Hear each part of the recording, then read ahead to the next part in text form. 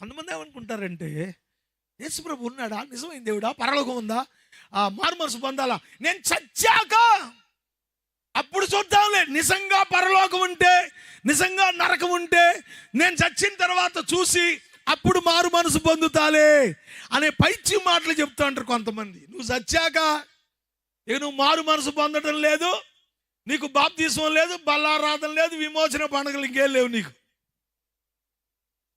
నీకున్న ఒకే ఒక్క అవకాశం, నువ్వు బ్రతికుండగానే మార్పు చెందాలి. నువ్వు బ్రతికుండగానే యేసయ్యను నమ్మాలి. నువ్వు బ్రతికుండగానే నీ పాపము నుంచి విడుదల పొందగోరి యేసు రక్తంలో నీ బ్రతుకు కడగబడాలి. ఇది దేవుడు కోరుకుంటా ఉన్నాడు.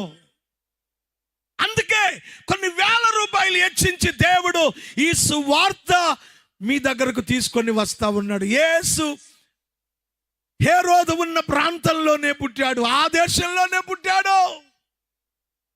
ఈ సువార్త ఈ నంది వెలుగులోనే మారు మ్రోగుతా ఉంది.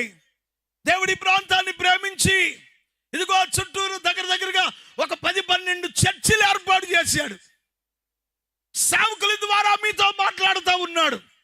ఆదివారం మైకుల్లోంచి మాట్లాడుతున్నాడు.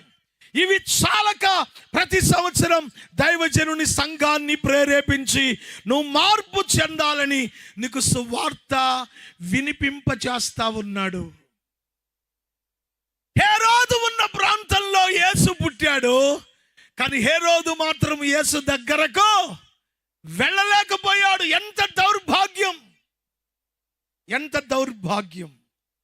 దేవుడు నిన్ను ప్రేమించి ఈ విలువైన సువార్త నీ దగ్గరకు తీసుకొని వస్తే, నువ్వు సజీవుడిగా ఉండగానే ఈ సువార్త నీకు అందిస్తే, ఆ సువార్తను స్వీకరించలేని దౌర్భాగ్య స్థితిలో బ్రతికేస్తావా? జాగ్రత్త. రేపు జరగబోయే ఆ భయంకరమైన ఆ నరక శిక్షలో పడి ఏడ్చే రోజున దీనికి ఎవరు కారణం అని నిందించడానికి లేదు. నీ శిక్షకు నువ్వే కారకుడవు అవుతావు. జాగ్రత్త.